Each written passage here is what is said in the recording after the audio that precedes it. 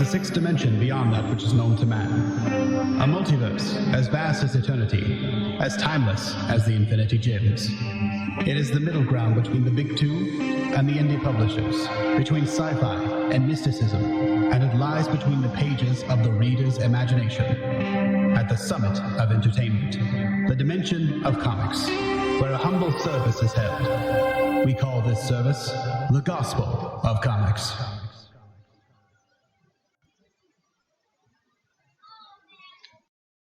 Hello, everyone, and welcome back to the Gospel of Comics, where I am your host, the Church of Failure, and with me, as always, is my trusty co-host, Ayrton McCartney. How you doing today, buddy? Not too bad. You know, a little bit tired. Had a long day, but Trust me, I know how overall that is, pretty man. Good. I definitely get that. I see we already have somebody in the waiting room, Larry Bernard, aka Karasoth. So let's go ahead and pull him in for a second. I also I have a Christmas wish to fulfill, so we'll get him in here real quick. All right, Larry, can you hear us, buddy? I can. Oh, how's it going, man? You're a little bit loud. Let me turn you down just a smidge. Okay. All right. That should be okay. So how's it going, man? If you'll give me just 1 second, let me just kick Ayrton. There we go. We had a request in the Discord. It's the Christmas work party, and we just don't want to let Chip on the stream tonight. So let's just go ahead and get rid of Ayrton. How you doing tonight, man? I'm doing good. So Star Wars. That's certainly a thing, isn't it? Man, they Jon Snow'd Kylo Ren, man. You know, I took like a 2-hour and 30-minute show about it on Friday, and like I have even more thoughts about it. It's like, how is it that nobody said, listen, we're all being passive aggressive about The Last Jedi and being passive aggressive about fan complaints, but we actually have elements of a good story in here.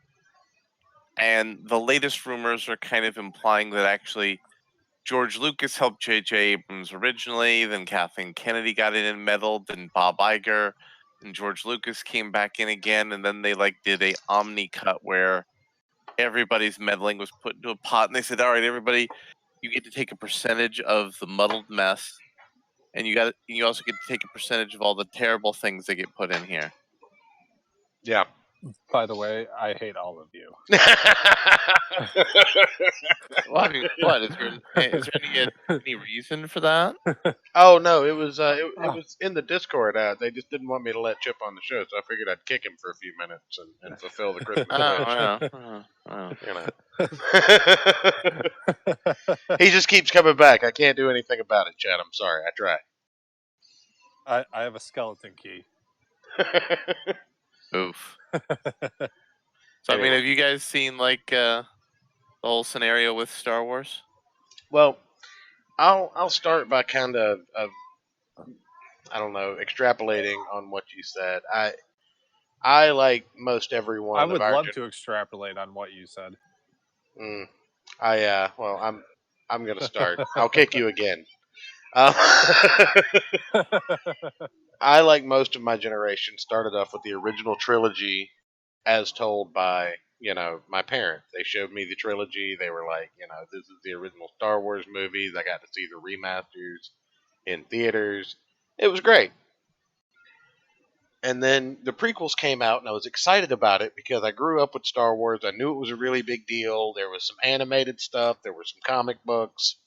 There were some novels involved. There were remasters of the movies coming out every other year, it seemed.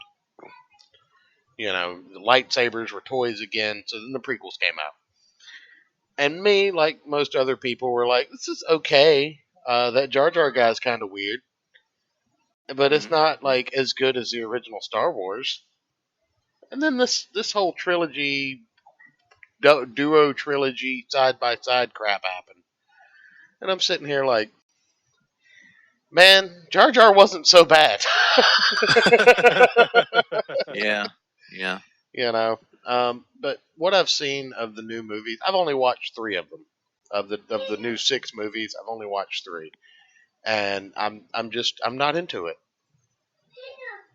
I don't care. I don't care about these characters anymore. They've taken the characters that I've loved and they've just watered them down to a point where they're not even the characters I grew up with. They're just wearing their skin. Yeah, and I mean, when the Last Jedi came out, I mean, I liked it.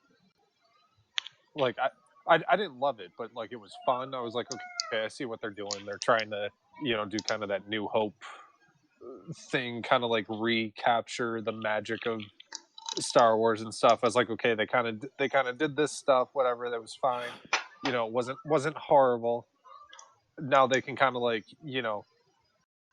go full out with with their own kind of like new story, maybe bring in some new Well, elements, make it fun, and then they just fucked it. there's a whole lot of complicated stuff that's in that stew pot. Right. So let's talk about the Disney princesses. You Right. remember how the Disney princesses used to be a ginormous thing, Yeah. Yes. and then they went away for a while until Frozen came back Well, and started it back up? I think they went away for a little while, right around the time Kingdom Hearts started coming out. Like as soon as the Kingdom Hearts Right. saga started, the princess thing started to die down. So now let's jump back again, back in time. You remember why Disney bought Marvel Comics? For the licenses to their Because the Star movies were characters. making No, a more fuck ton of specifically than money. just the licensing. Yeah. Is they wanted a brand to own boys just like they own girls. And then the Disney princesses started to falter, and at that same exact time, it's so weird that Star Wars and Marvel Comics started focusing on trying to pick up the female audience. Huh.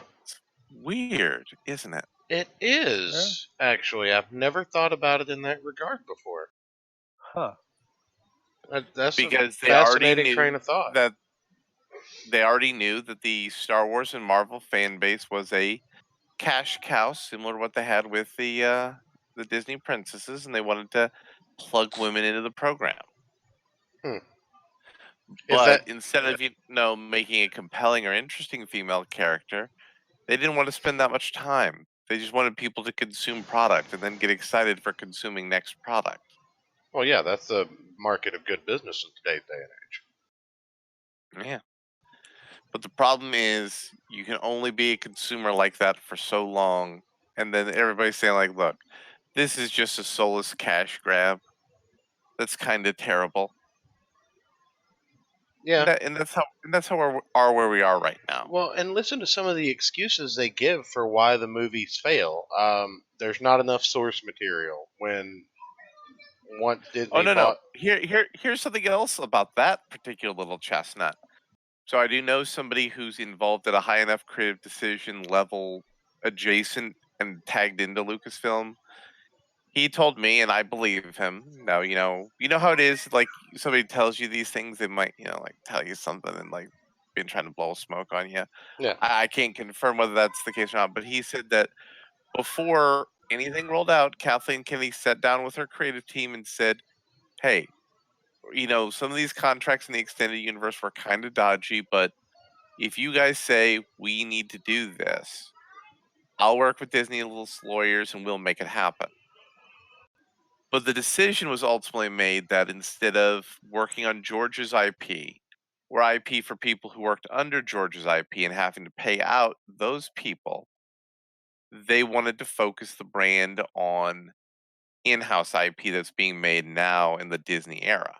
well, they would own 100% And rights to everything. They wouldn't have to do a licensing no, deal. no, we're not talking about licensing deal. We're talking about kickbacks on royalties and things like that. Well, yeah, but what George, I'm saying, like George has when you get toys made off of existing characters, like I think I heard a good example of it with one of Doug Naples' products that uh, Electronic Arts or somebody owns, and they just won't make any new games because he has a ridiculous royalties on it. So we're talking about the same thing. I was just using the wrong terminology, I guess. right, but in the case of George, in this scenario, George gets back end money as well as royalties on the front end. So like Right. he's making money on both places. So the decision was made at a corporate levels that they wanted to focus on percentages. And then when they brought in your boy J.J. Abrams, J.J. Abrams made sure that, like, okay, Bad Robot has to be involved in the design process, so Bad Robot gets a cut of the merchandising. Always follow the money. Always follow the money. So that's why you didn't see a whole lot of the J.J. Abrams produced Star Wars stuff featuring traditional Star Wars space aliens. But you know where you're seeing them? In The Mandalorian, which isn't involving Bad Robot in any way to speak of. That really makes you think, doesn't it? Yeah. Well, do you think that's why they changed the lightsabers so much across the across the board? Like Kylo Ren's lightsaber had that stupid fucking light hilt on it. Well, I mean that's why JJ did it. Yeah. Huh. I mean, although it is kind of goofy, but if you're looking at actual, like, swordsmanship and like construction, having that hilt is a good idea to like protect your hands. No, it's a lightsaber hilt, Ayrton. It'll cut your goddamn fingers off if you touch it. But so that's some of the elements of what's going on here. Sorry. And so this movie when it was produced, allegedly, according to the latest leaks, and there have been several leaks arguing because basically Lucasfilm management, the group of people around the Mandalorian, George Lucas, Bob Iger, and J.J. Abrams are all running a bit of a leak operation on each other. So they're all passing the buck and blame around so that somebody else is the villain of the picture. Though everybody's kind of throwing shade at Rian Johnson. As they should. But here's the thing. In this movie that just came out, J.J. Abrams gave up. Other than on the parts where he was making fun of Rian Johnson's work. Right. And, I want to take a second and talk about that. This is the first trilogy, the first Star Wars trilogy that's been broken up like that. Like, they're trying to tell a continuous story, but they do it through two different creators. Like, what the hell? Well, originally it was going to be like 3 different people, wasn't it, for like each Right. movie? But here's the fun part about that element of the story is Lucasfilm management has apparently tried to get Rian Johnson to do this second movie, but Disney management vetoed that, and they were the ones who wanted to get J.J. Abrams back in. But J.J. didn't really want that because he was in the middle of negotiating his deal with Warner Brothers that is rolling out. So, by the way, if you're looking forward to DC Comics movies, watch these 2 Star Wars movies that J.J. Abrams did, and watch the 2 Star Trek movies he did. That's your future for DC movies. I'm actually only worried about what's his name ruining Guardians of the Galaxy 3 because he's got a hate boner for Marvel now. James Well, he Gunn. doesn't though. He doesn't though, because Marvel and he were always on the same page after Disney had to temporarily suspend him. And Disney management said, "Look, we might bring you back, we might not, but if you keep your head up, your nose clean, there's a chance you can come back." So he was never being permanently shit canned. True. Okay. Now, what do you think about this whole what's his face? John Boyega accidentally leaving his script Oh, like that under was a his PR hotel stunt. bed. Okay, that's What I are you kinda talking had about that now? same thought. That was Oh. a PR stunt. Allegedly, John Boyega left a complete script which movie stars don't have access to in his hotel. Oh, and that's where the Doomcock leaks and everything came from. Yeah, No, and that's like what Disney's alleging. yeah, and like a maid found it and sold it to somebody who then like leaked the plot points or whatever. No, Disney management got that right away.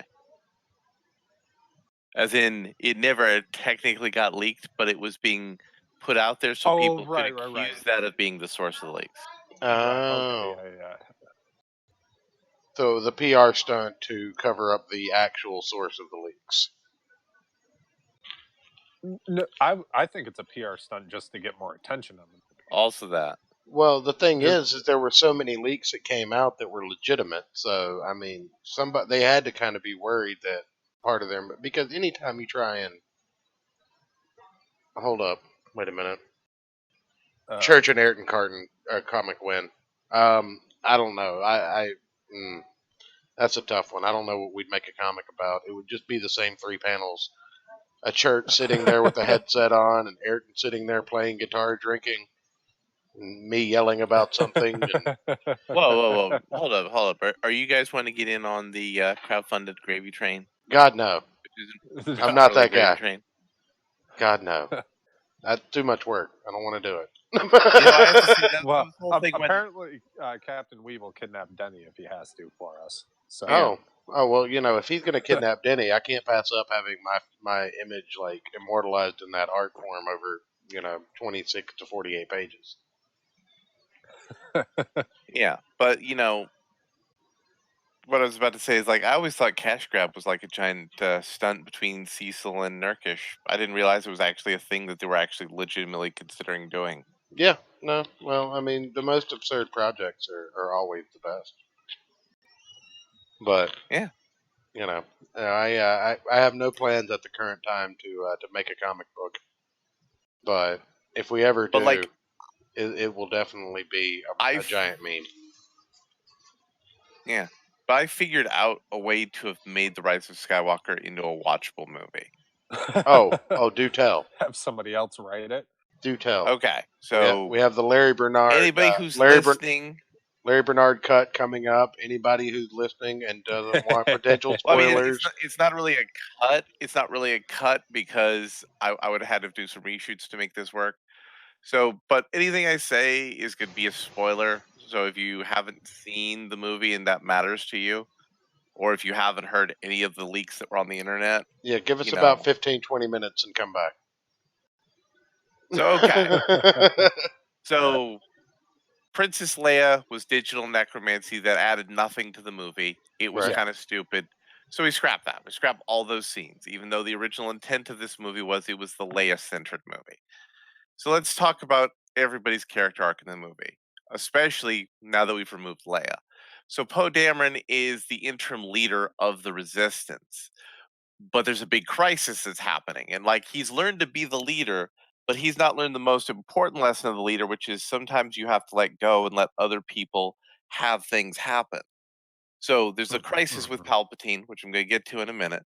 So he's wanting to be the guy, doing everything, being a part of everything, and he only really trusts Finn and Rey to be there with him because they're the big dogs. Right. So this movie's about him learning to let go of that last thing and fully accept his duty and responsibility and all that as a leader. So like the story arc for Finn should have been, "Am I a joke to you?" But what happens is like when they get to Endor, although it wouldn't have been Endor, it would have been something else because I would have actually scrapped the whole thing with the MacGuffins. He meets a bunch of Imperial stormtroopers who like had an uprising and they were like ran away and they were deserters and they were like saying, "Wait, you're FN? Like we heard about your story about what happened on Jakku and then what happened on the Supremacy and like stormtroopers are rising up all over the galaxy because of you." And I so heard you Finn, weren't even not force sensitive and could use a lightsaber, dog. That's awesome. well, no, we don't even need to mail into that. So like at that point, not only has Finn now fully accepted he's part of the Resistance, it's like no, I'm not just some joke janitor person. No, I've inspired people around the galaxy to rise up, and hashtag gamers rise up. I did Are that, you, son? and yeah, and like now I can be with my hetero life mate Poe, and we could lead the final battle against Chief Palpatine. And so like Ray and Kylo, they like have a parallel path. Like, Ray is like a Jedi on the outside, but she's a Sith on the inside. And Kylo's a Sith on the outside, but he's really a Jedi on the inside. And they both reach a point where they converge and they become the same. And that's the moment where they fight Palpatine, and the entire fate of the universe is on the fate of those two and Palpatine. And like All right. Palpatine is trying to bring them both to the dark side because if he brings them to the dark side, then there's no more light side to the Force. The dark side wins everything. The entire fate of the universe, insofar as the spiritual component of the Force is concerned, is settled, done, it's over. And Luke is trying to get the light side to win, done, over. But Luke is also kind of being tricky because he's giving them a sense that there's a third option. And the third option is, of course, how the movie ends and they win. And so, like, Sheev Palpatine's setting up like this giant galactic conflict. He's burning the entire galaxy down, because I don't know if you paid attention to the more recent games. They had like a whole thing where like Palpatine like destroyed huge chunks of the galaxy. Well, that was just to Yeah. give him the dark side power to put up Snoke and to corrupt Ben Solo and all of that. So to get both Rey and Ben fully in the cusp of the dark side, he's going to burn the entire galaxy to the ground, because it's bigger than you like running a galaxy. You're controlling the universe now. Right. So that's what that's all about. And so it's all about all of these characters coming to a point of a climactic final battle where Rey and Ben are fighting against Sheev Palpatine, and there's a giant galactic fleet fighting in the sky, and Rey and Kylo defeat him, and they defeat him through the bond of their union and through, everybody coming together as one big family of the galaxy to defeat the dark side. Because, like, don't fear what you are and don't believe you're alone. You're not special, but you're all people who've come together for a special cause. All those themes come together, and you bring in all this stuff from all the other saga story elements, because it's all about the fight for the darkness and the light that started tens of thousands of years ago, where the two sides of the Jedi Order split apart. But instead of one side or the other winning, it's all about Rey and Kylo restoring the original balance of the Force users. Right. Because you can't really have a winning scenario when it comes to the Force. Exactly.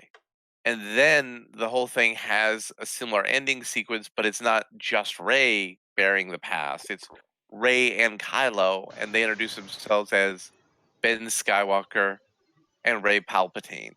Right. And Ben looks at and says, "Well, we'll see how long she keeps Palpatine." Yeah. And that'd be how you end the movie. Right. That would be my whole thing. And like, you just basically put a few little action set pieces here and there, a few little banter sequences, all to set up the whole broader thematic things, and also focus on the character arcs, because all the good Star Wars movies are movies that are driven by character. They're not driven by like plot or lore or anything like that. It's all about the spectacle. It's about the characters. Yeah. That's how you could, and you don't even have to dunk on The Last Jedi to make this story idea work. Yeah. Well, but if you have to focus on dunking on The Last Jedi, and if you have to focus on making Leia matter in the movie by asking stupid questions that can only be answered by the archive voice clips you have of Leia, if you focus on shit like that, then the movie's gonna be trash. Well, I think the problem is the original movie set Rey up as a Mary Sue, and once you've let me well, hold on, let me get through this. Once you've established that and made that her character basis, and you've gone through two movies that had completely almost opposite direction, really. J.J. Abrams and Rian Johnson weren't even reading the same book, much less on the same page when it comes to creating this trilogy.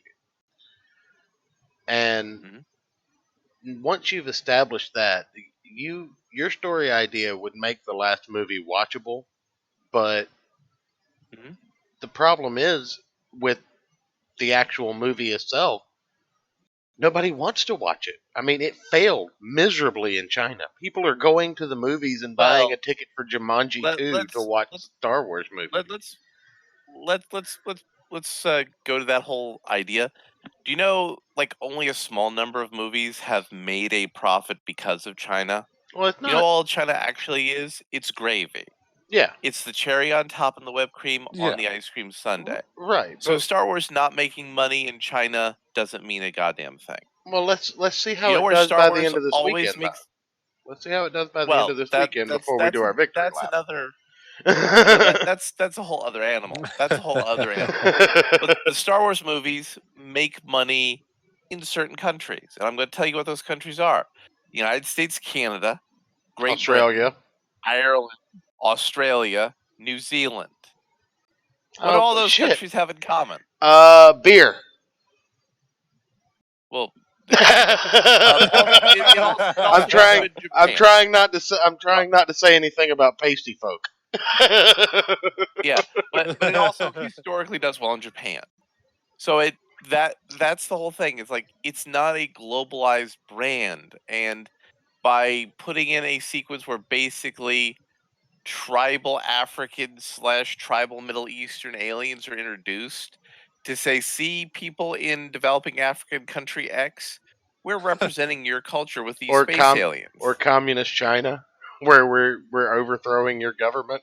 The government probably talks shit about Star Wars over there, honestly, because of the anti-empirical themes. Well, no. Things are going to get better for Star Wars in China going forward because China has a deal with Disney for new Star Wars content. Oh, where the Empire won. That takes place after this. Yeah. So Tencent, which is one of their major production houses, agrees to do 10% financing of all Star Wars productions going forward. They're also doing a comic book / manga and regular book line for Chinese audiences that's set in the Star Wars universe. Ayrton, didn't we have a man on the street in China? Can you get him on the line? Yeah. Let me give him a ring. See if he's available. Yeah. So like, China's not fully invested in this Star Wars, so they're okay with it taking a dump. Right. They're invested in the future of Star Wars. Yeah, I mean, I can see that, but I don't know that stateside. China. China is asshole. Oh, okay. Thank you, random Chinese man on the street. I don't know, man. Like you make a great point by pointing out the major countries that Star Wars traditionally does well in, where the replays get the most action. You know, where the merchandise actually sells. Movie in China doesn't actually make that much money for Hollywood, but it's all about padding the bottom line on the big movies. And it's all about the executives saying, hey, big budget action blockbuster number 4 made $50 million in the box office in China, of which we only got 25%, and the Chinese government got 75%. And we don't know how many people actually bought tickets there. So the Chinese government is probably just cutting us a straight bribe check to become dependent on them as a business entity.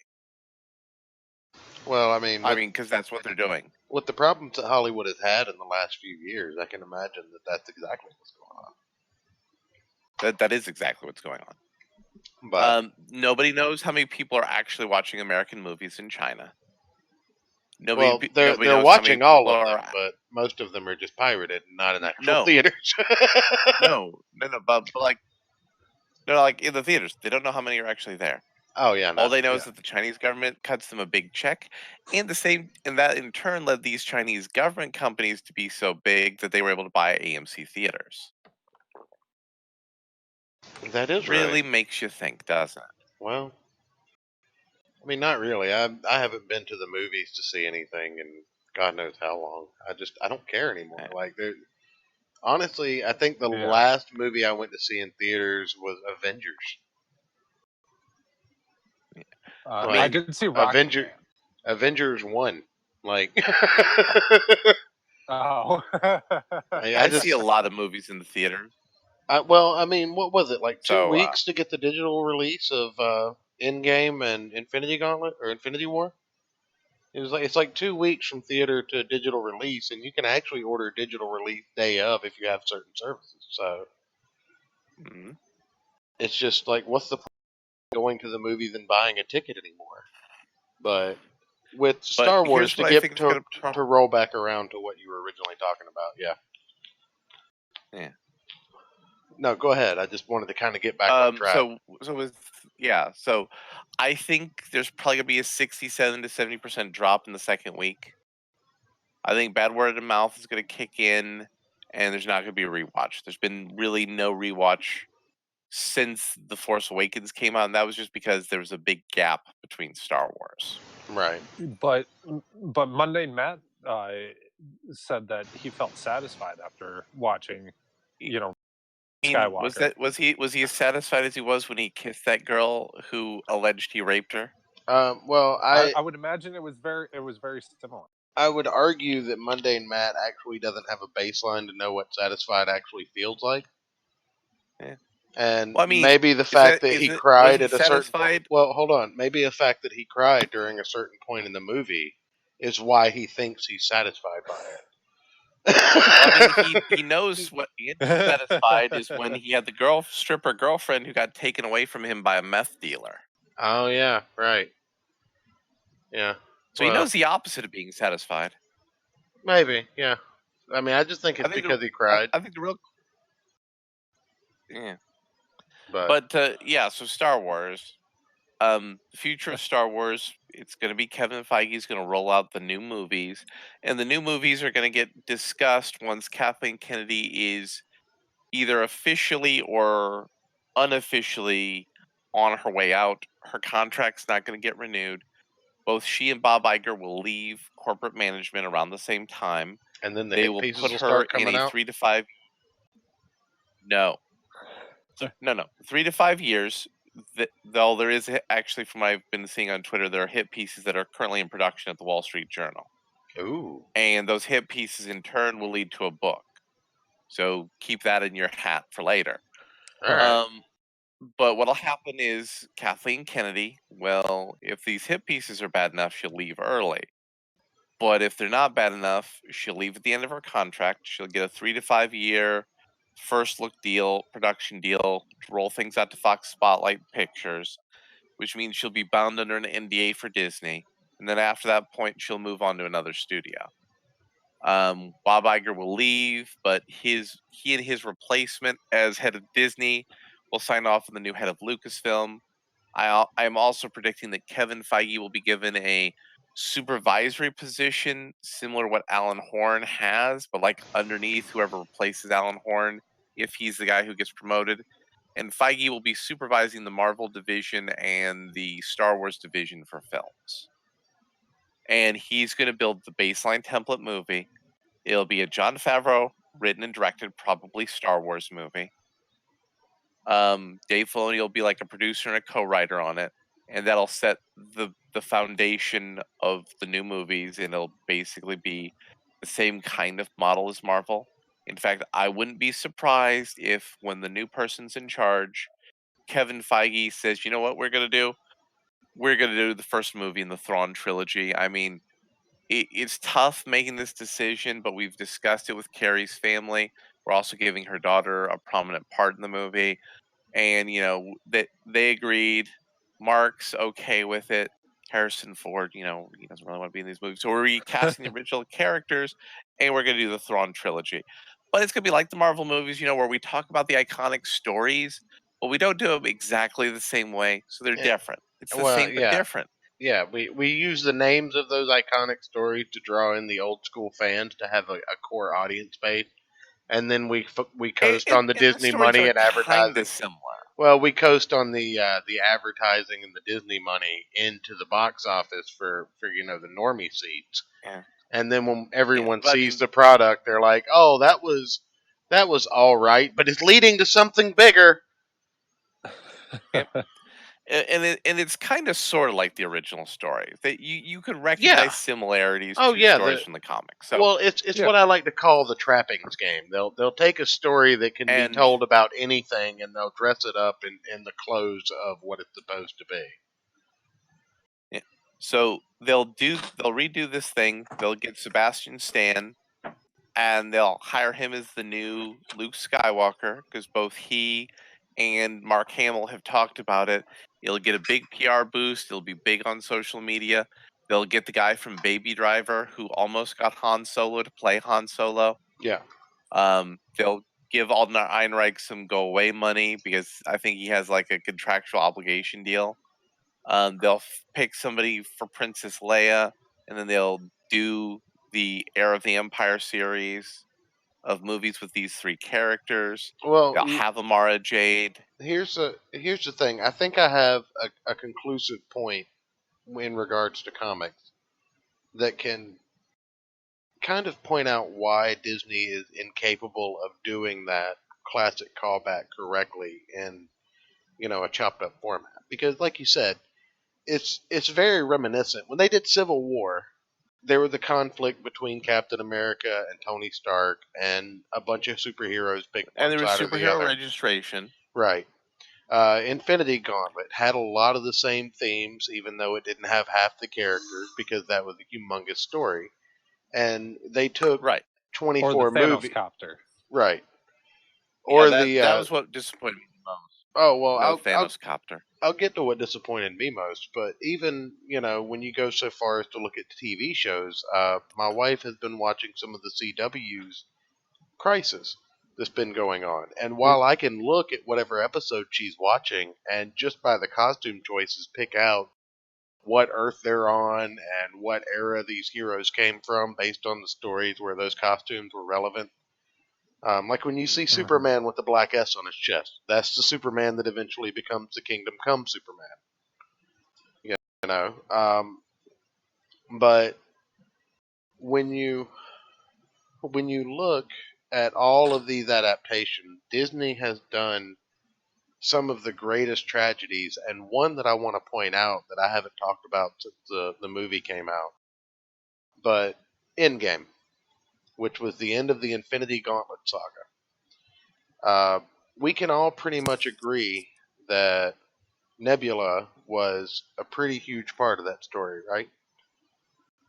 Right. Okay, Yeah. have you read the Infinity Saga, Larry?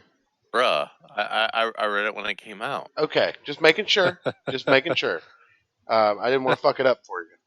But Nebula, for those watching at home who have never read the book, actually is one of the only characters able to distract Thanos long enough to get the gauntlet off of him and take it for herself. She almost single-handedly stopped the Infinity Saga, but she's overpowered and he gets the gauntlet back. Now, the big team up to go against Thanos and his army was pretty awesome. But with the gauntlet, Thanos never needs an army. Ever. Yeah. Once he acquires the Right. gauntlet, he never has an army. He beats all the cosmic powered entities in like one fight. Right. And they never bring that into it, even though he supposedly has the powers of a god. And the character Thanos, in the end, was not the mad titan searching for the love of death that the comics provided. It was a man searching for cosmic balance in the universe. So instead of being a psychotic madman, he was actually more of a relatable character. Well, I mean, he was a psychotic madman.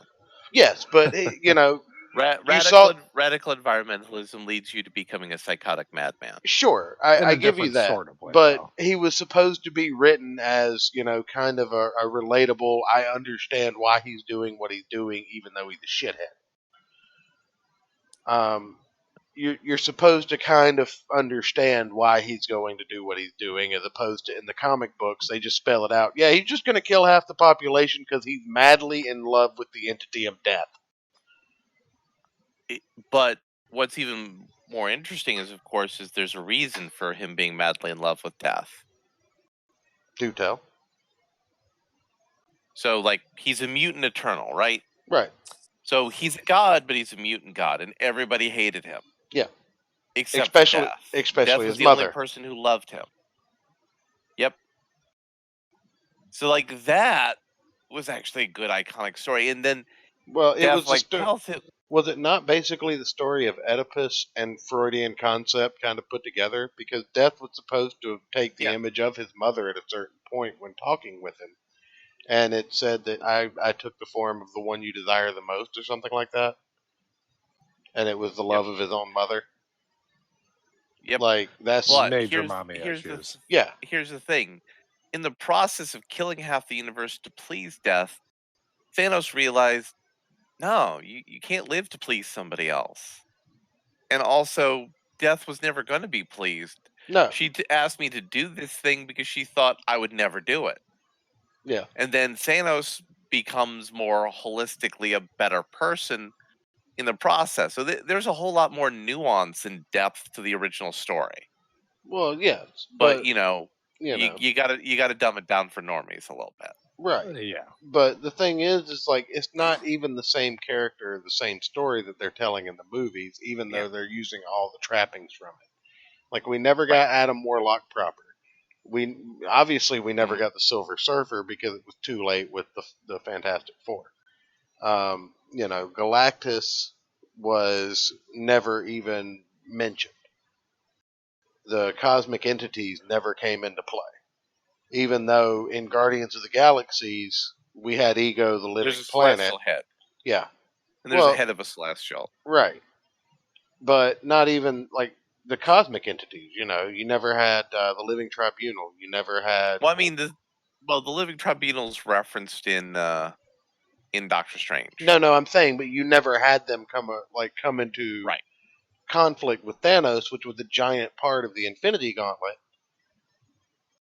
And it's one of the best parts. Right, because he's the one who, after the Infinity Gauntlet was used, basically split up the gems and said they'll never be able to be used in unison again, except for with my say so.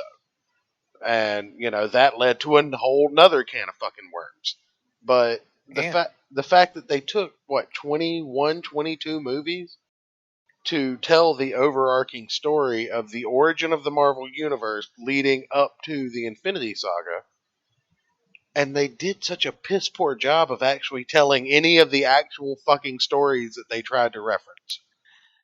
Eh, I mean, there's a lot of good stories in the Marvel universe. I'm not saying the MCU told bad stories, I'm just saying they didn't tell the stories they tried to reference. Well, it's not like a straight. It's not like a one for one adaptation because very few No, comic book movies that have tried that have been successful. true. Sin City, one of the notable exceptions. Yeah. 300 is another Well, notable exception. I will say that, the origin stories, a lot of those are pretty good. Um, the first origin story I think they told in the MCU that was just terrible was Thor. Because, Thor was supposed to be sent to Earth to be humbled and he had to be transformed into a normal human so that he wouldn't constantly just be on a quest to get his power back and turn evil like his brother. He had to be humbled by becoming a human, and once he learned humility, he would remember the lesson and remember that he was Thor. But I'll give a break on that one because explaining the whole Donald Blake thing is never going to fucking work, and I get that. So that one's The movie audiences weren't ready for that at that time. no, and I'll give you that. But I mean, even though Guardians of the Galaxy, much like the Defenders and on the Netflix show, those were nowhere near the original teams that came up under those names. They at least tried to use some like comic cross marketing to push those movies. Yeah. And it didn't work, unfortunately, on the comics end, but on the movie end, I mean, you put enough people up there that are likable, like Chris Pratt and Batista and shit like that, and you just kind of have a perfect storm of success. Because the Guardians movies are some of my favorites out of those, even though none of the stories they're telling with the Guardians of the Galaxy are actually classic Guardians tales. Right. But So I think we're gonna get, things like that done for the classic extended universe stories that everybody likes, from Star Wars, like the Darth Revan story, yeah, the one from like KOTOR. the Thrawn trilogy. Do you think they'll try and do a They'll theatrical throw in version of the? Doctor. Do you think they'll try and do a theatrical version of the KOTOR movies, the Knights of the Old Republic 1 and 2? Oh, absolutely. Okay. I That- think that's they'll the- That do. would be cool. That's if the they Darth did it Revan right. story. Yeah, and I mean, they've already kind of Yeah. started edging their foot in the idea of like force healing and shit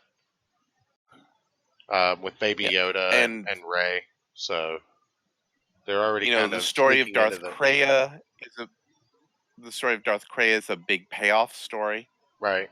that you could set down the road. That'll be a big payoff as you see all these different plot threads of Star Wars coming to converge. Yeah, It won't converge the same way you do that in the Marvel story. another mini series they could probably spin off, much like the Mandalorian. They could do a Seven Samurais kind of deal with the Gray Order of the Jedi. I mean, there's so many things you could do with Star Wars if you're not a complete and total shallow hack. But what I there's think- not enough source material, according to Kathleen Kennedy. Well, No, that's what she's yeah. now. That's why we're 'Cause talking you about have to- post Kathleen Kennedy too. That was established Right, like you 10, have to 20 learn- minutes ago. Yeah, you have to learn to I know, I understand just wanted how to take a shot studios at her because I lie. don't like her face. Yeah, you have to learn to understand how studios lie to figure out what they're actually saying. Yeah. Right. But you'll probably see a Darth Revan series of movies. You'll probably see movies featuring Boba Fett. You'll probably see a movie featuring KOTOR 2 as a sequence of movies. Dr. Afaria has a fan base out there, so they'll probably throw that into a movie. They'll do a spin-off movie for Mara Jade once they set that up. They'll probably retcon Solo. Well, yeah, but that's because they'll recast Solo, so they don't have to worry about that.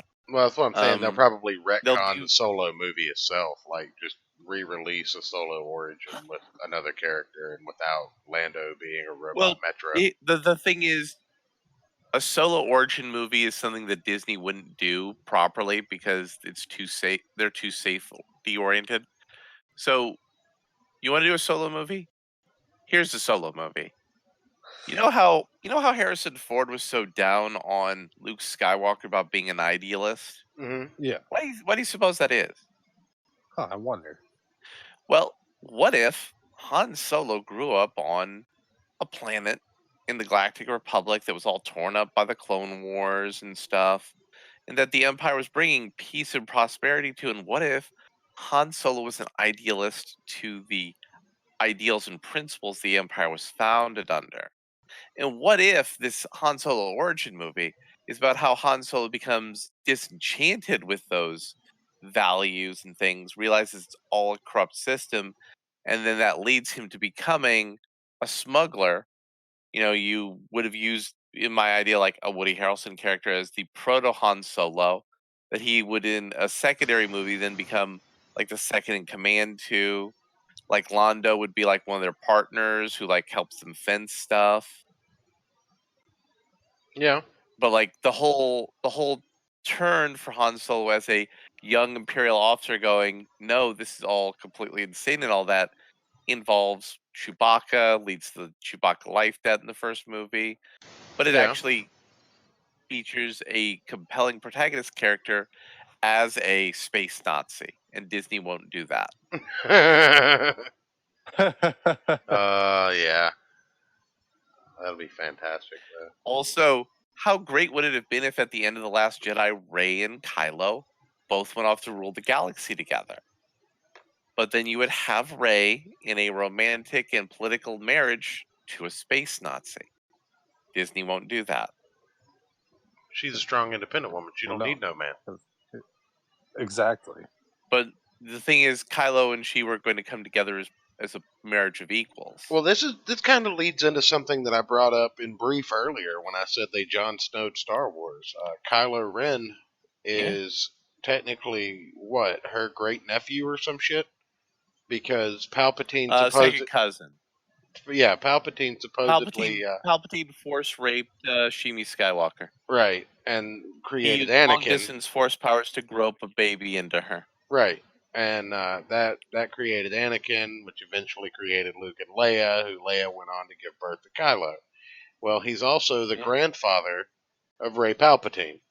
So, Which I want to know. Sorry. why do God, probably a hut somewhere. Look, Sheev will just grope somebody else, force impregnate them with rape. Right.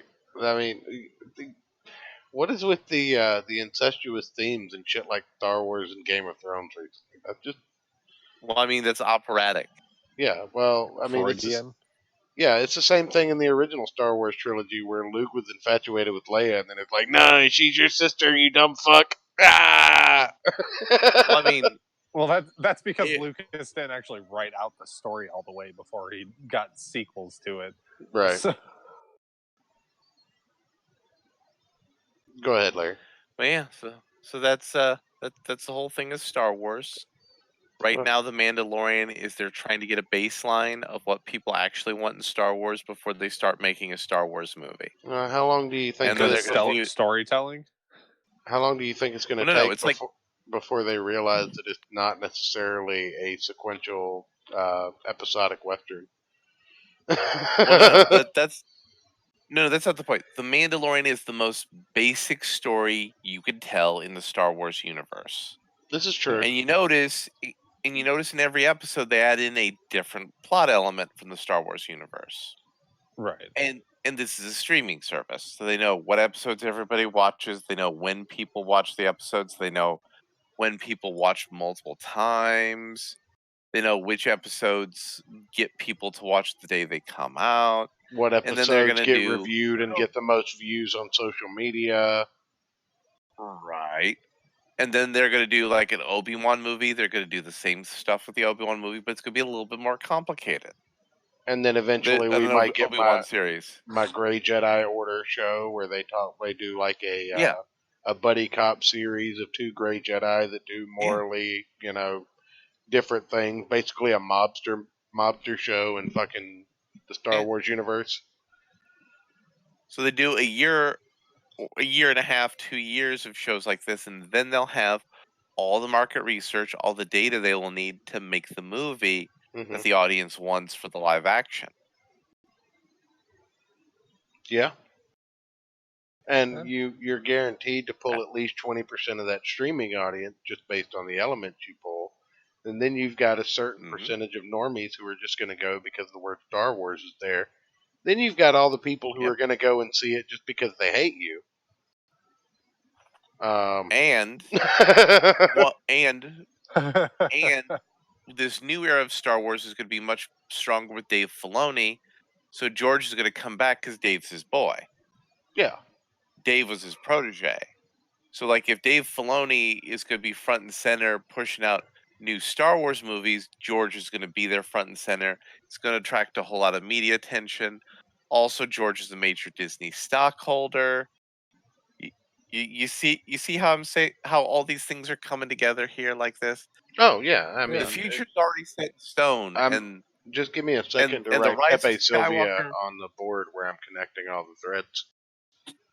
Yeah, and the Rise of Skywalker is just the last roar of a dying thing. Yeah, I mean you're not wrong, and I honestly think that once they do start pulling this market research and start putting, because you can already see kind of the cookie cut formula starting to take shape over the last 6 movies. Yep. And once they have the market research from Disney Plus, which, like you said, I mean, you put a Baby Yoda in something and you're going to get a shit ton of market research and a shit ton of marketing and advertising capability. And just my Disney contact said that they knew. And my Disney contact said they knew how huge Baby Yoda was going to be. Yeah. But they were afraid Baby Yoda was going to leak before the show. Ooh. So that's why they didn't get any merch out for Baby Yoda for Christmas. I had heard somebody else say something like that somewhere. Yeah. So that's what my guy told me. So I don't know how true that is, but it makes sense because they do that though. Disney has always been willing to take that risk. Usually, most of their leaks, if it comes from a toy, is with Lego because Lego demands their blueprint so much early. But on the first run of Avengers stuff, there was literally no Avengers stuff out that Christmas because they didn't want any of it to leak before. And then once it did well enough, then they started putting the merchandise out, and then more leaks started coming out in playsets and shit like that. But here's the thing about leaks on the internet and these movies and comic books and things. You're not going to outsmart the collective internet if they want to. Like, there was a flag that was in Tennessee. And people on the internet started figuring out based on times and star alignments what airplanes were there. Yeah, flight patterns. Yeah. So also, and when Westworld, the first season of Westworld came out, like people figured out the entire framework of the show and a lot of the key things that were going to happen, like after the second episode. And the show people went on the Reddit page and said, "Yeah, you guys figured out pretty much everything." We can't tell you what you figured out wrong. We'll tell you that as the episodes come along, but you did a good job, Internet. Yeah. Which I feel like that's the way to do it, right? Yeah. Well, the person, the consumer that doesn't want to be spoiled will just not go on social media or not visit these places. But the majority of people, it's like everybody says, I don't want to be involved in drama. I don't like spoilers, but I'm going to read the spoilers and I'm going to watch the drama. I'm just not involved in it, and I get mad when I see them. Exactly. So did either of you guys watch the first season of Westworld? Yeah. No. So the first season of Westworld used a nonlinear time format for the episodes. Right. So like the episodes were happening in multiple different points in a timeline. Just like and they Watchmen. Yeah, but like actually good as opposed to Watchmen. Okay, yes. But I'm trying to loop it back to something people may have seen recently. Westworld was recently, a couple yeah, dozen years ago almost. Well, no, It's like it wasn't 5 even a years couple ago. dozen years It was ago. like Yeah, it five. was like It was 5 like years. 5 years ago. So, and it deals with a lot of interesting philosophical and psychological theories about the origin of consciousness. So people, when they were seeing all these little clues, figured out, hey, this leads to this and this and this and this and the other thing, and the internet figured it out. Yeah. And you're not going to outsmart the internet. No. So you shouldn't try. No. Then that's an element of Ryan Johnson's whole thing about The Last Jedi, about, subverting expectations. Nobody walks in to get their expectations subverted.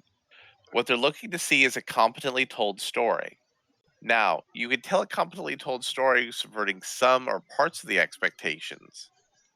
And if you hit it out of the park, you can subvert all the expectations and have it work. But subverting expectations isn't something that audiences want. No. They don't right. want something to be predictable, but they want it to be competently done.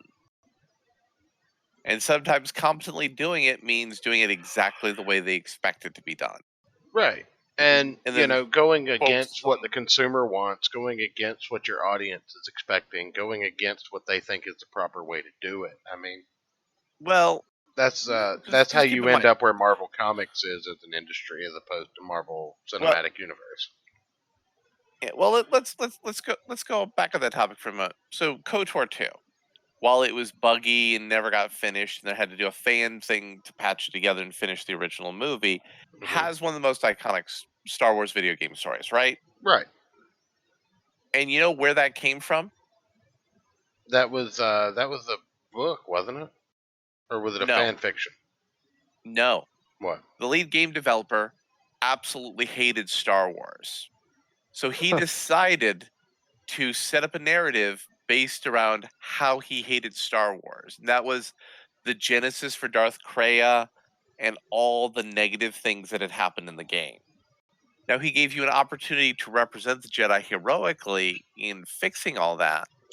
But everything that was involved in that story was him focusing his raw, unadulterated hatred of the Star Wars stories and ideas. But he did it in a way that competently told a Star Wars story and made people question what they thought and felt about Star Wars. So you could tell something that goes against what your audience wants, but if you do it the right way, your audience will eat the shit out of it because it's amazing and you've made them think and you've made them grow and you've made them appreciate something they love. The problem is not that these people it's not that these people are subverting expectations, not giving us what they want, what we want. The problem is they're hacks. They're not doing a good job. And they're not doing a good job, so they use avant-garde stuff to say, no, it's not that I'm bad, it's that you, the audience, is bad. You just don't understand it. Yeah. And that's why, Mark Waid's terrorism masterpiece in Humanity First, Ignited, it's not that it's about lionizing a bunch of young terrorists who are brutalizing people who are weaker than them. No, you only think that because you're just not thinking correctly. I mean, sure, nobody's buying the book, but that's not because it's a bad book. It's just because all those people aren't thinking correctly. Well, yeah, enough people don't and I hate to say this, but a lot of people just don't read, and that's terrible. Like we're in the lowest people just don't read for recreation anymore. There's just too many other options. Hell, even I don't read as much as I used to, and I love to read. I listen to a lot of audiobooks, but just sitting down and reading, who the fuck has time for it anymore? And that's a sad thing. Like, you make time for it and things like that, but when it comes to what you read, there's just so much Star Wars material. It's like Warhammer. If you've ever looked at the Warhammer saga and like, I want to read this, and then you look at how much there is, and you're like, Well, first of all, if you actually read it, it's mostly garbage. oh, the old Star Wars stuff. No, the Warhammer stuff. It's mostly garbage. Oh, okay. All right. Basically, the 4chan memes of Warhammer are the things everybody actually likes about Warhammer. Yeah, blood for the blood god, skulls for the skull throne. Exactly. Yeah. Now, there are good books in the canon of the Warhammer fandom, but it's like, the same thing with the extended universe books. Like, maybe 10%, maybe 15% were good. Maybe Okay. another 10 or 15% were okay. It's kind of like the Magic else. the Gathering novels then. Back when they were 3 novel series, 1 book per block, and they were written by decent authors. They were actually okay, and maybe half of them were really good. And then when it shot down to like 1 book per block, it just kind of went to shit and never recovered. And then there were those awful comics. The awful comics actually came during the original set of novels. The halfway decent comics are coming out now. So they just kind of flip flop. Like, the good books went away and the decent comics came in. I guess you have to have one or the other. But anyway, go ahead and go. I'm sorry, didn't mean to derail that. Just Magic the Gathering is. Yeah. Magic the Gathering is a fandom of sadness. We all know. Thank you for sitting reminding with him. me. Yeah, for sitting with me through that. I appreciate it. I'll just sit here and shuffle my commander decks. It's fine. So I've been challenged. I've been given a challenge on something. So you know how I did on Thinking Critical? I did like a big video on Tom King. Yeah. And that's actually been a very popular video. So Wes and I are trying to do a follow-up video on that, and we're going to be talking about Brian Michael Bendis, but I've actually not read a whole lot of Brian Michael Bendis. Okay. I mean, I've seen the terrible memes for Brian Michael Bendis and his writing. If you really want a deep cut into who Brian Michael Bendis is, read his Jessica Jones arc. Well, no. I want to read where he is right now, like his DC stuff. Oh, over in what? God, who did he create in DC? Naomi is the character. Yeah. Basically Ironheart over in the DC universe. But yeah, that, and I think some of his most iconic work is some of the work he did in the Ultimates. Ultimate Spider-Man, I believe. But he's got a major, guilt problem, if you know what I mean, when it comes to creating characters. No, he's recreating his children. No, I get that, but he really hates white men. Like, he writes them out to replace them with his children a lot, and I feel like that's kind of a subconscious thing with him. Like, he doesn't think he's worthy or some shit like that subconsciously, but it just always seems like he replaces a white guy with his kids. Well, I mean, it's 2019. What else are you going to do? Hold up. Like, DC is the first time I think that he's created a character that didn't replace someone, just whole cloth. Hold up, guys. I'm going to share something of the doobly-doo here for you to share with the audience from Twitter. Okay, yeah. Okay. Yeah, let me... Your boy Mundane Matt is stepping on his dick again. Oh, no. Oh, goodness. How did this happen? Like, Matt never does this. So there's an actor from The Mandalorian who said, The Rise of Skywalker is terrible, and Matt Jarbo said his acting was terrible in The Mandalorian, so F off. To which Tom from Midnight's Edge calls him out and says, "You are so negative," which is like how Matt's talking about everything. He says, Yeah. LOL, go back to your echo chamber, Tom. Don't you have Star Trek to pirate and nothing to do but complain about it? Pirate Star Trek, thank you very much. And you sit here and call others haters who are critical of things. Yet you are singling out one person and hating on their performance. Go crawl back under the boulder where false flaggers belong. Being critical of what actor in one episode of a good show is not the same thing as dedicating multiple years of my life to attacking a franchise that I claim to love. Take that weak ass claim out of here, Tom. No, you just spend your entire fucking life flagging videos Matt, and criticizing Matt you. was on that. Fat piece of shit. Matt was on that chain too when YouTube was giving him love. Yeah. People, instead of entertainment, I may bitch about a TV show or movie, but at least I don't attack people personally or their livelihoods like you do. You are so funny acting like your ass don't stink and you're doing exactly what you do. You don't actively attack humans' livelihood. All you do is shit on Star Trek and Star Wars and push negative agendas that are designed to keep people from seeing the movies in order to negatively impact someone's livelihood down the road. I'm sure Star Trek and Star Wars will be fine without mundane Matt defending it. And he's been saying a whole bunch of shit about Mecha Random, and she's saying an Uber driver defending millionaires. Wow. I figured we should share that with your audience while I was here, because that was pretty good. I like that. Maybe we can get Sank's good friend Dame Pesos to talk about that. Oh, wait. We've got the response here. It's sad, LOL. He's got to talk shit that acts like he's a good guy because he's all SJW now. Pathetic. We never said shit about him, and then he just goes after you for no reason. But he's a good guy, and, going after a woman who didn't do shit to him over bullshit. How embarrassing, Matt. Yeah. In the eternal words of Matt. In the eternal words of Ethan Nick Ralph. Ricada. Now wait a minute, Matt. No, no, Matt. So which one of us is throwing up the now wait a minute, and which one's throwing up the how embarrassing meme in that thread? Well, I can't reply to, they're all to good. Matt Jarbo, but I'll go with the now wait a minute.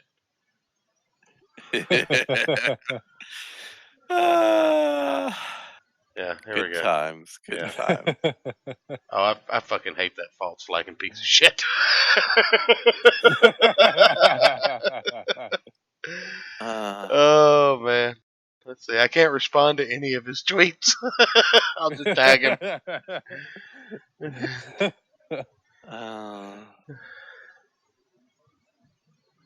It's M Jarbo, right? Yeah. All right. Well, yeah. No, he's been going off about. Did you see last night when the kill stream started, and they saw that he was doing a debate with Boogie, and as soon as as soon as the kill stream audience went into his chat, he was just like, "Yeah, I gotta go."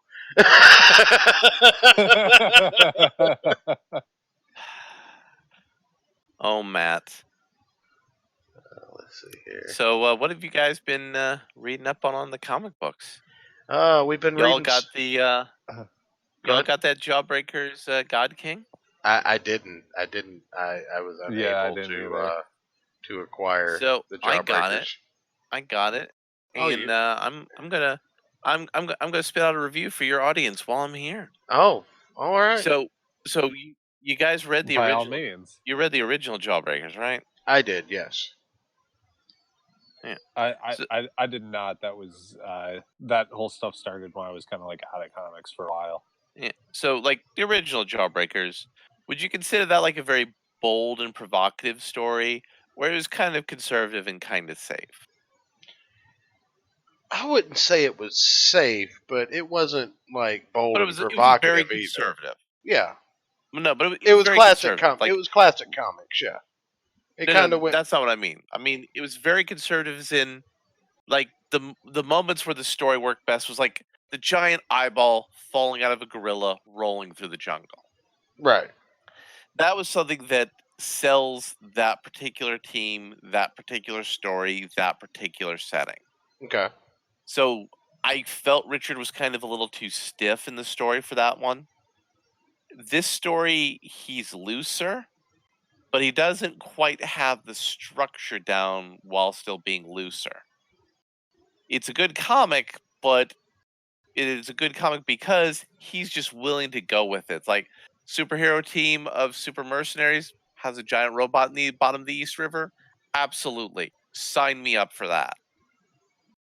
But he's not quite figured out how to structure that in a way that's embraces the story, but is also, structured and goes well that way. I The art actually was amazing. I actually said several of the same points you're saying right now about Umbrella Academy Volume 1. Is that a safe correlation to this story? Yeah. This is kind of like the second volume of Umbrella Academy when it Okay. was a lot looser, a lot freer, and it was really willing to get into its own thing. And if I remember, it's been a while since I read the second volume. That was kind of a little messy too. It was. It was. That was the one where number 5 was in like 3 places at one time, and his younger self had been Yeah. sent to kill his older self, and Hazel and Cha Cha were there, and it was just a big clusterfuck. But the story was better because it was just completely in its own Oh, space. it was a fantastic story. Yeah, I actually liked it better than the original, where Denny liked the original better than the second one. So, I mean, Yeah. it really just depends on what kind of storytelling you like. And I would say Jawbreakers 1 I mean, they're was a both more kind of batshit crazy. yeah, Jawbreakers 1 was a more conservative story, but it actually reminded me of more classic comics from like the 60s and 70s as well, as opposed to modern comics. Yeah. And But that was also part of the other little backup comics that were in there. Those were like your 60s and 70s comic version. right. And he made it in some respects too much of an 80s comic version because like the original Jawbreakers, the whole thing is like the Expendables but with Yeah. superpowers and they save a giant monkey. That's your elevator pitch. Right. But here's the thing. Because everybody The loves giant Expendables is a monkeys. retro. Exactly. The Expendables, it's a retro movie on a very superficial level. It's very much a contemporary action movie, but they just add in certain 80s sensibilities here and there around the edges. And you look at the last Rambo movie that came out, it was the same kind of thing. It was very contemporary in how it does a contemporary current action movie, but it's willing to go to more 80s and 90s style brutality places to kind of kick up the storytelling a notch. So when Richard did Jawbreakers, the original one, he was being too much like a 90s comic book in places instead of just going where his story needed to take him. That's fair. On a okay, well, break it down for us on a scale of 1 to 10. Where do you put Jawbreakers number 1? I mean, I think Jawbreakers number 1 is a 7 to 8 comic. And what about 2? I think 2 is a better story on it's freer, it's more open, it's more in its world, but structurally they're about the same. So But you I would think there's more potential so going you forward with the Jawbreakers brand. so you think that they're both about 7 or 8s, and the points are just coming from different categories on both. Yeah, On exactly. Both. Okay. All right. Well, I mean, as long as you're getting that All same right. kind of consistency as far as your enjoyment level, and I think after a few more books, he'll definitely kind of grow into his own style and everything. And here's the thing. So far, I've received this past couple of months since we've been doing this show. I've gotten my Cyber Frog, and I've gotten Eudaimonia, and I've gotten Earthworm Jim. And all of them have been unique. None of them have been derivative of comics that I'm reading anywhere else at the moment. And none of them have made me think, oh man, that reminds me of so and so I saw in the news the other day. And that's the only thing I ever wanted from fucking comic books. I'm so happy that creators are finally taking a notice to the fact that we use comic books as an escapism media, And maybe, just fucking maybe, we want to get away from people shrieking Orange Man bad for 10 goddamn minutes. And I think Comicsgate is doing a great job, or Indie Comics, whatever you want to call it. Doug Knaple didn't put Earthworm Jim out as Comicsgate, whatever. People don't like him. I'm not his biggest fan as far as some of his beliefs. But to say that the book isn't a good book and the quality just isn't there, I think is disingenuous as shit.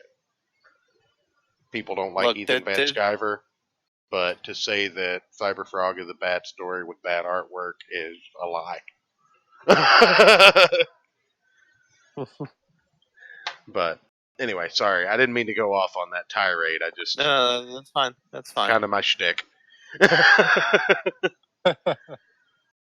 So yeah, that's sort of the things I talk about. Let's see. I've been reading on the new Vampirella, though it's kind of started to peter out. So I haven't decided yet officially to yank it at my comic shop. Well, I actually did. You were talking about your video on Tom King a little earlier. Yeah. Well, I actually had an article pulled up for This Week in Comics that involved Tom King. How he's a terrible hack who needs to get mental health therapy and shouldn't be forcing it on comic readers. Well, it's actually from a good supporter of the show, Bleeding Cool. You know how they love independent creators and they love comics YouTubers. Oh yeah. So I can put that in the live show chat if you want to take a look at it while we kind of go through it. But it says Tom King and Tom Taylor team up on Twitter to cancel Mitch Gerads.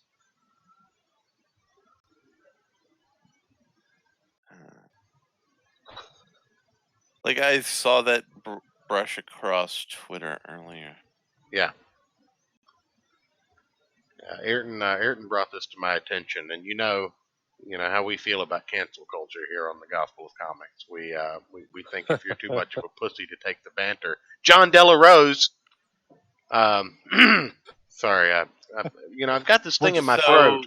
Shit just keeps coming out of my mouth. I have John a is development about that later in the show, but we'll do this what, article first. what's going on with you and John, and you guys beefing with John? I'm not beefing with John. John fucking blocked me for no goddamn reason.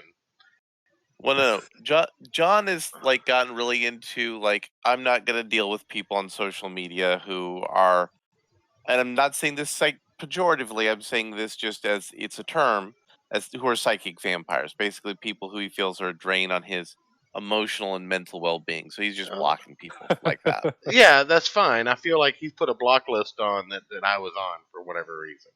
Maybe Pan from War Campaign because we follow one another. That's probably a good guess. I don't know if he's gone full block bot list, but you know. Well, I think I just made fun of his woke outfit the other day, and that might have been that might have been what it was. I just kind of made fun of his woke outfit. That's probably what he blocked you over. But if you can't take the banter about wearing something that looks that fucking stupid through downtown and making a really bad joke about it, then come the fuck on, dude. It's not a psychic vampire. Don't put some stupid shit like that up. People are going to make fun of you, even if they like you. I had no problem with John Della Rose. No. Flip the point to the other side, though. John is a master troll, especially when using trolling for marketing himself. This is true. So what's he doing? What's he doing is like saying, hey, man, I'm keeping it real, and all these people are giving me jaw. You know, that's why if you want to be real like me and, be on this, that, and the other thing, buy my stuff. And the more he trolls people about it, and, the bigger attention it gets, the more eyes he gets on his product. Well, I can't in good faith not call somebody a giant bitch if they block me on Twitter for not actually directly speaking to them. I just can't. I'm sorry. It's not in my brand. I understand where you're at, man. I do. Me and Rob Liefeld, we have a long-standing understanding that I'm blocked and he owes me some goddamn feet pictures. But you know what I like to do every so often? I like to pull up that YouTube video of Rob Liefeld, McFarlane, and Stan Lee from back when they were all working together at Marvel. Do you remember that video? Oh, back before he was an asshole? Yeah. Well, I mean, I don't think it was before he was an asshole. It was back before always... he had a ginormous head because of Deadpool's popularity. Yeah. Yeah. And like how Stan had him like making a character from scratch and just ripped him a new one all over the place. Yeah. No. That is some great banter right there. It's a great video. Yeah. I love watching all the old footage of those guys because it seems like there was an 8mm camera on Image Comics at all time when people were in the building. Like you'll find 2-hour segments here and there all over the place from the Image Comics days where those guys are just like, Eric Larson and Todd McFarlane fucking around with each other after work.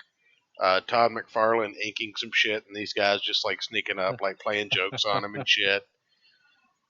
I mean, these guys were like the tightest knit community, and then it all fell apart over money later on. And to not to blackpill or anything, but I kind of worry that that's what the overall thing of Comicsgate kind of is turned into now. Because I mean, I remember looking back in early 2018 when cancel culture first started to really take effect over a large amount of comic creators, and Ethan Van Sciver and Edwin Boyette, who isn't really a creator. I don't know why he got as important as he did, but Doug TenNapel and John Delarose and all of these creators just kind of banded together, and they brought in new guys, and they searched out unseen talent and talent that just was rejected by the industry or whatever.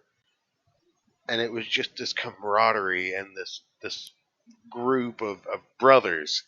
And now here we are in 2019, and none of them can fucking stand each other because of social media and because of the way certain fans have taken certain things. And not that I agree with any particular group on their actions or whatever, even if I enjoy the banter between certain people, and even if certain people have done things that I don't disagree with, I'm not their fucking dad, right?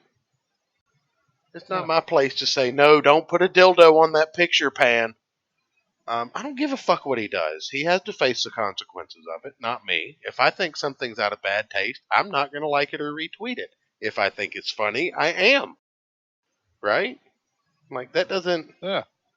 I don't think that is a general approval of everything anyone's ever done because you retweeted something of theirs, right? Right. Like... Yeah, if something makes me laugh, I'll maybe retweet it if it's funny enough, and force the other people to laugh at. Well, case in point, OJ completely iced 2 people. I don't approve of that, but he posts some funny shit on Twitter sometimes, so I retweet it.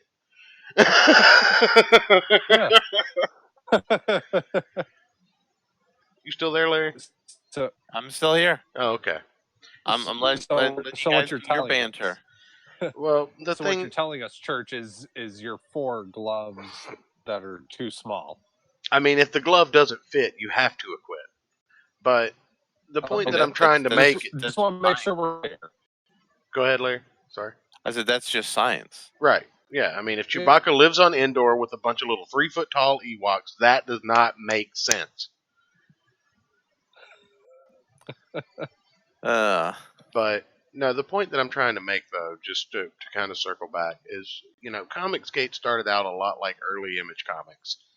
And now it's a lot like Image Comics was at the end after their, good run. I mean, Image Comics isn't dead. No, it's not dead, but the original group of creators all hate each other now.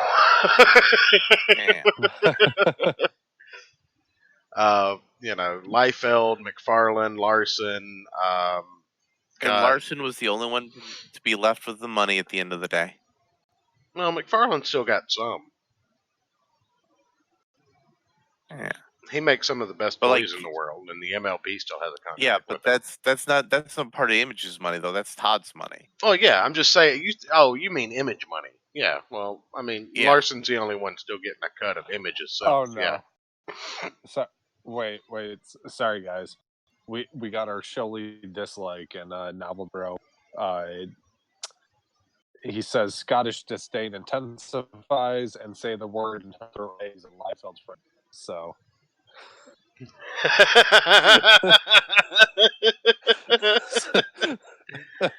Oh, Novel Bro. I'm gonna have to find somebody for him to fight one day. I kind of want to look up how much plane tickets are to Scotland just so I can go there, take him out, get him really drunk, and just have him fight some random person, and so I can watch it. I mean, we just need to record him, and we'll just cut clips of things that he says into the show. That'll be our actual soundboard. It's just drunk Scottish rant. Sorry. Anyway, I brought up this Tom King article before we got off on a diatribe about Image Comics. Just to refresh everybody's memory, Tom King and Tom Taylor team up on Twitter to cancel Mitch Gerard. I didn't know exactly what he was talking about when he sent it to me, but I thumbed through this, and I can't actually understand why Twitter drama falls into the news, but It doesn't. let's just see what Bleeding Cool has to say. You know, they're really big fans of the show. I mean, this isn't even really Twitter drama. It looks like some people making a joke well, about cancel culture, and Bleeding Cool's kind of taking it the wrong way. right. Yeah. Let's see here. For additional clickbait article potential. Oh, okay. So maybe it's just a big giant troll, and Ayrton needs to source the shit he sends me. I mean, I glanced at it before I sent it. Why do you hate me, Ayrton? Why do you do this to me? Alright, well, Tom King's still an asshole, and I still checked out of his fucking Batman run at fucking issue 50. Now, you did, were you the one that told me that his 100-issue run on Batman contract was going to be fulfilled with the Batman Catwoman series? Well, no. Okay. It was never going to be fulfilled because they never let anybody go to 100. But they gave him the Batman Catwoman thing so that he could say, well, we just transferred the 100 issues over to this miniseries, some of them. Well, where did that initial rumor come from? Did he start it? Tom King. Oh, okay. So he started the idea that he was going to get 100 issues on. Like, it was never affirmed, and DC never denied it. And Dan Didio was saying, like, maybe we're going to do that. He was kind of teasing that to kind of build interest in the comic. Well, it didn't work. After issue 50, sales dropped off really badly. Which is when it got shaved down to 85. Yeah, well, Batman, I think, went from the top 1 comic book, or the top 5 comic books, down to the top 15. And Batman used to be the milestone for what they judged the success of a comic book on. And now it is. Yeah, well. So is there, we just got Tom King's last issue this week. Is there any word on who's picking up the run? I haven't seen any news on that. I forgot who it was. It's been announced. It's been really quiet though. Like, they're not excited about it. I don't know. It just seems weird that you would seem to think that somebody would be all over the place, being like, "Yeah, check out so and so's Batman. New Batman art coming up." I don't know. I mean, they're probably passing it on to a chimpanzee to write it at this point, right? No, they do have a team of chimpanzees and typewriters in the basement of DC Comics. They were left over from the old AT&T answering service days. That would make sense. Well, See, I thought those like third world country like phone operators just ate them after a certain amount of time, but well, I guess they like to reduce, reuse, and recycle, as the kids say. With your take earlier on Star Wars, Larry, I've been kind of throwing this around in the back of my head, and I know it's kind of stupid to think that it would ever actually happen, but do you think there might be an interest of Disney at a future point of maybe buying DC off of AT&T? No. You don't think so? Because if they allow DC to be separate, that way that there's less risk for Disney being hit for antitrust. Well, I mean, there's really not a big fear of that right now with as many independent publishers as there are, and it going Right, from but a it's not big about 2 the to a big publishing. 4. It's about the movies. If somebody else gets a successful, and Sony's attempting to, comic book movie series up in competition with Marvel and DC, then there's less pressure. And if somebody else gets up another one, there's less pressure. But Well, right now, you've seen the success. Well, not success, but you've seen the push, I should say. Valiant Comics is pushing into the movie industry with Bloodshot, which I think looks terrible. which But they're probably going to kick the can down the road a little bit more for Bloodshot. I mean, they've already kicked it down to the couple different actors. I don't know. They released a trailer with Vin Diesel. Right. But they're now kicking the can down the road for the release date, so that's not good. No, and that's what's happened with a lot of these independent television shows like Lock and Key and Umbrella Academy. They had to go into development hell for a really long time before they actually saw the light of day. But I mean, And still, New Mutants, the New Mutants is going to be out sometime in 2020. We totally swear to you guys. Oh no, that's never coming out. And nobody Oh, no, wants no. it. I want to see it. Oh, well, I'm still waiting for Dynamite to announce the ARBBH movie. that's right. That us and Don that I Chen was are discussing going to write. with Don Chen on Twitter the other day. Yeah, that we're going to write with Don Chen, and Yeah, rendered on Windows 98 with Mark Right. Hamill voicing all of the characters. right. Every single one. Even So, like, Wilhelmina Fisk. Yes. Yeah, so I was in a tabletop role playing game group recently, and I referenced Wing Commander, and nobody got my reference. That's terrible. Eh. And I also referenced the Larry Niven novels. I'm like, going, man, I'm old. Nobody's getting these references anymore. Larry Neville is a little outside of even my Right. perspective. I mean, Larry Niven had Space Cap people, and then he also brought the Space Cap people into Star Trek for the animated series, and they're kind of similar to the ones from Wing Commander. Yeah. Well, I just remember the old Wing Commander video games. Right. Like, I didn't know if there was any auxiliary material for those, like books or anything like that, but Well, I no, like remember the old the video cat games. race was in the video games. They were the antagonists. Right, no, I understand that. I'm just saying I didn't know if there was any actual story. See, when I played Wing Commander, it was because that's what my PC could play. And I was maybe 12 years old and gave no shit Well, I mean, about story in there was kind of a story in those games, not like a super robust one, but there was a story. Right, but when you're that young, you don't really give a shit. It was about flying. It was about flying in those games, but oh god, we have a meet and greet party. Where am I going to find an outfit that looks like my avatar? God damn it! I don't know, cardboard. Anyway, guys, did I give you enough content to keep that other person from showing up on your stream here? You mean Ayrton, the one that's been here that we've been cutting off every time he tries to talk?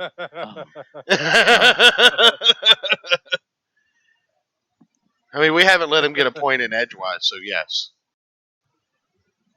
Yeah, like usual.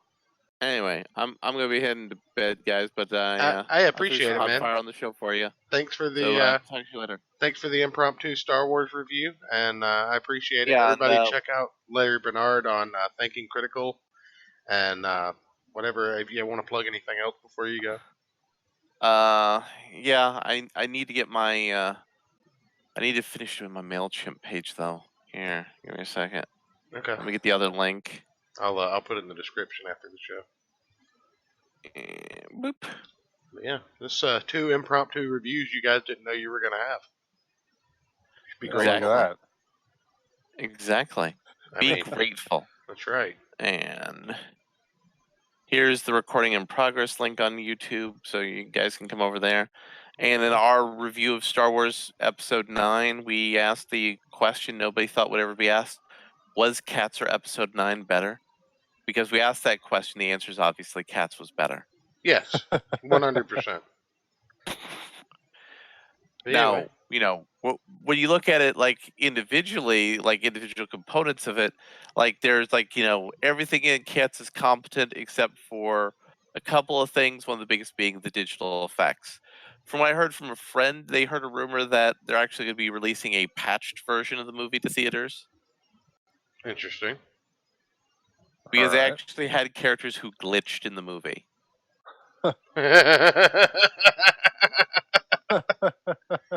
Well, we Yeah, live like in a the society, fur so of yeah, the fur on some of the cats was so badly rendered, it was like glitching. Really? Yeah. Huh. I'll have to go check that Anyway. out then. I'll talk to you guys later. all right, man. Thanks again. Alright, man. Just let us know if you. Oh, well, he's gone. If Oh. you see this later on, Larry, anytime you want to come in, man, we always love having you. That was Larry Bernard, everybody. Thank you again. Oh, Yeah. I mean that took a lot off of us. I enjoyed that, and we got a Yeah. review of Star Wars from a man on the street. Yeah, it was we totally planned that, everybody. Yeah, definitely. We were talking about that for weeks. Yeah. He told us he was going to see it. We told him as soon as you see it, you have to come on the show, and he was here. Novel Bro and I are discussing the best PC games of all time, and he brought up Doom and Quake, and I told him I would fuck him up in Quake 3. I want to put pinball in Microsoft Pinball Oh. for my pick. Oh yeah, no, Unreal Tournament, you'll completely just like bend me over the railing because I can't. Warcraft 3 was also a good one. This was well before World of Warcraft. I used to use the monster editor in that game to create a unit of what I'd call a cargo skeleton.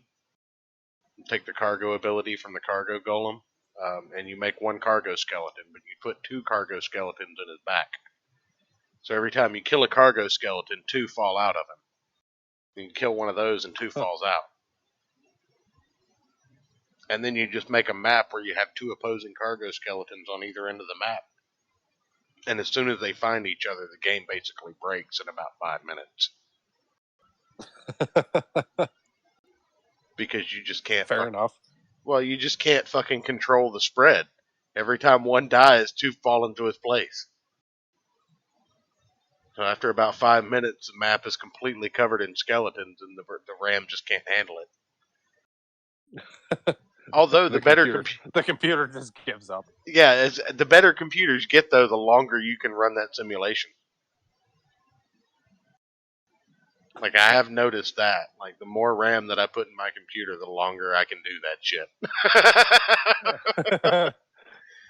That's how you test your RAM on a new computer. Yeah, to see how time it out. Yeah. I don't just run diagnostic tests. I install Warcraft 3 and make two cargo skeletons go at it until it crashes. And I have a chart. I have an Excel spreadsheet that I download every time I put more RAM in a computer. Clean install of Windows with Warcraft 3 and cargo skeleton fight. See, I picture you more with like a giant ass whiteboard that like takes up your whole wall with like weird math equations and diagrams and Pepe bar Sylvia graphs and shit. Yeah, exactly. Pepe Sylvia on the side. Yeah, that's exactly how it works. Did you see the new thumbnail? I made you the elf. I did. Yeah, I did. You like that? I liked it. Yeah. Very, very festive. Good. I even put a superhero Christmas tree on it. I wanted to be in the mood. So we do have a couple of news articles. This season, I guess. Yeah, we do have a couple of news articles I wanted to touch on. Mostly good news. 3 minutes. Well, we started a little late. We can run a little over. There are definitely a couple of things that I want to talk about. First off being Doomsday Yeah. Clock. So Doomsday Clock was the story of the Watchmen universe kind of merging into the DC universe. And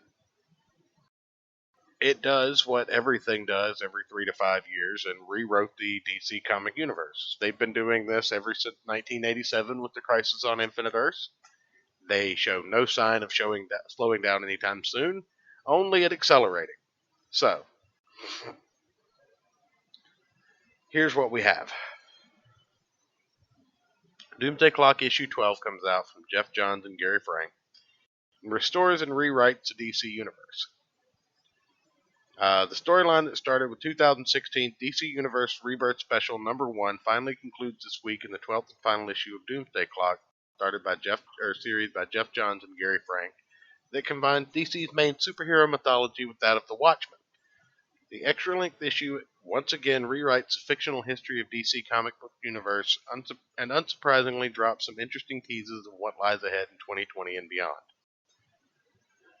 Earlier issue of Doomsday Clock had established Dr. Manhattan, the omnipotent character from 1980s series Watchmen, was responsible for the changes in the timeline that created the continuity that emerged in the 2011 line-wide reboot of DC's superhero line known as the New 52. In the final issue, Manhattan undoes the changes he brought about, but everything doesn't go back entirely to the way things used to be. Most notably, according to dialogue in the issue, Wonder Woman is established as having fought alongside the Justice Society of America in the Second World War. Previously, her mother had been a member of the team using the Wonder Woman identity. While the version of the Legion of Superheroes that appears matches the contemporary reboot of the team rather than the version that existed prior to 2011.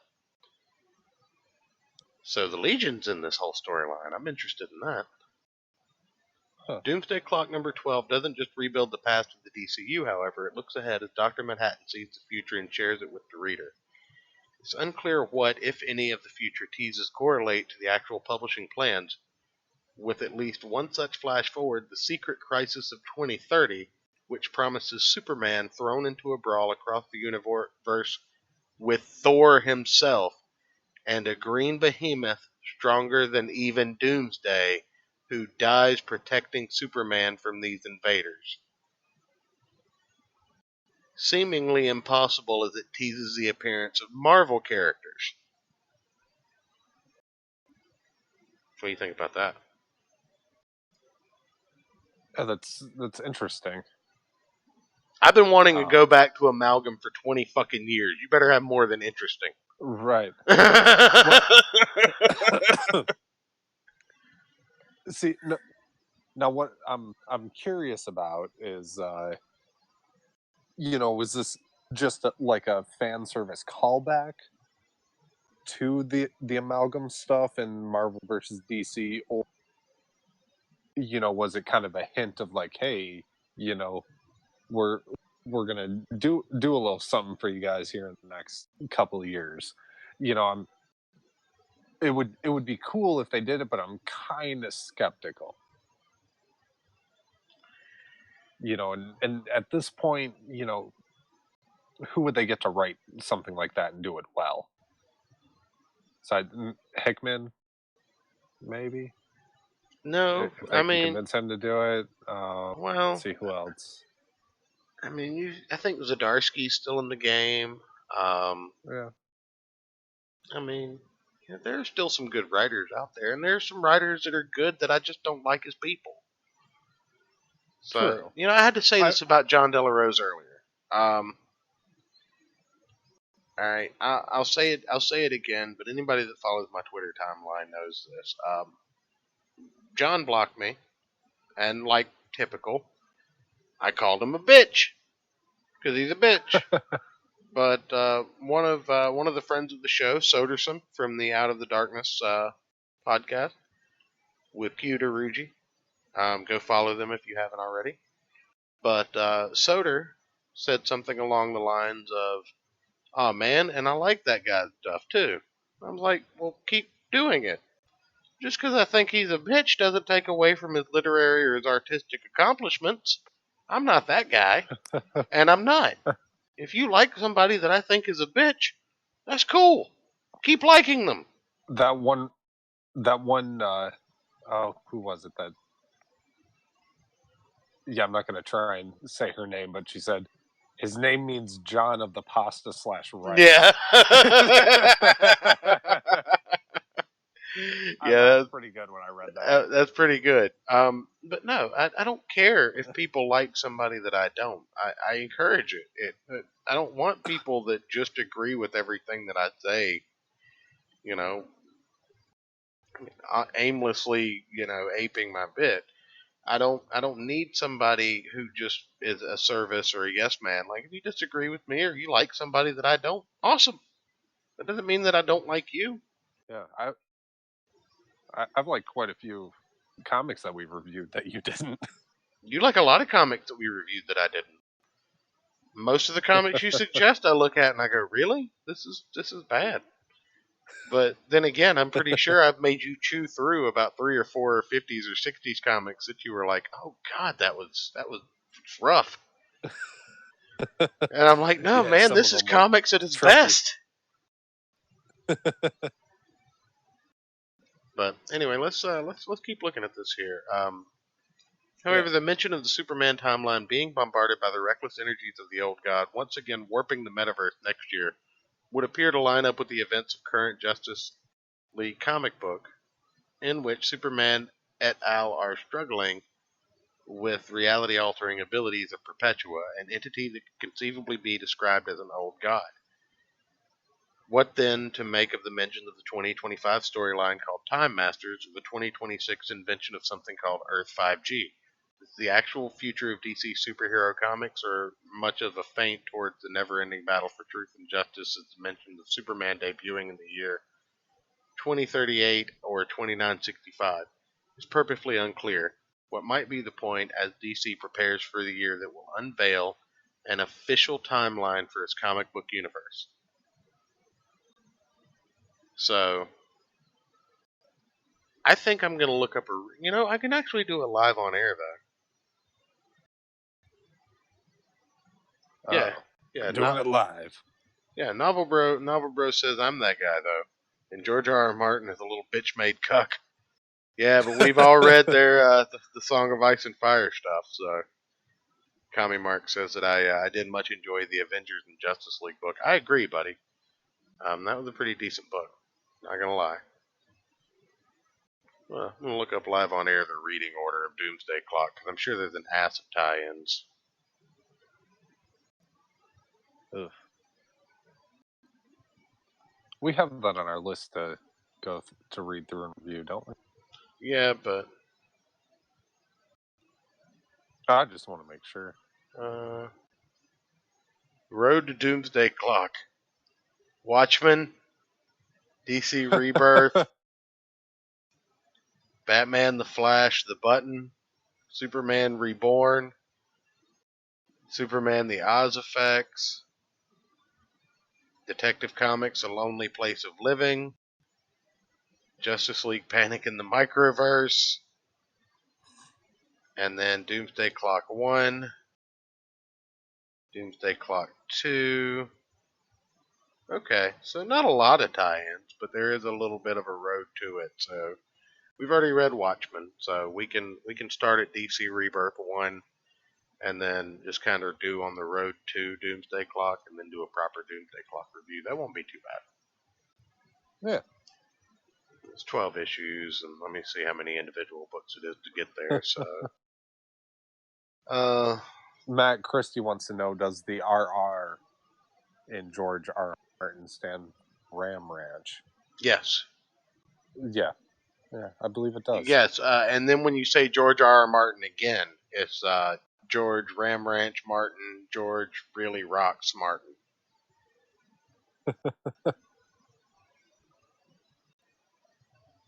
And seriously, how rich was his family that they could afford to give him 2 middle names? Oh, man. Maybe he's a giant cuck and his original last name starts with an R. And he took his wife's last name. Usually it's just hyphen, though. 1, 2, 7, 6, 7, 8, 9, 10, 11, 12, 13, 14, 15. Oh, it stands for Raymond Richard.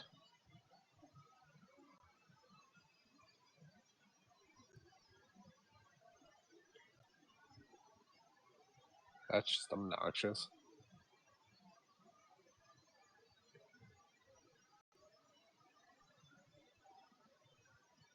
You know, has anyone ever noticed that he looks kind of like Alan Moore if he tried to be a wizard but got kicked out of like wizard school? Like he was a dropout? So it's like 30 comics and then the 12-issue miniseries.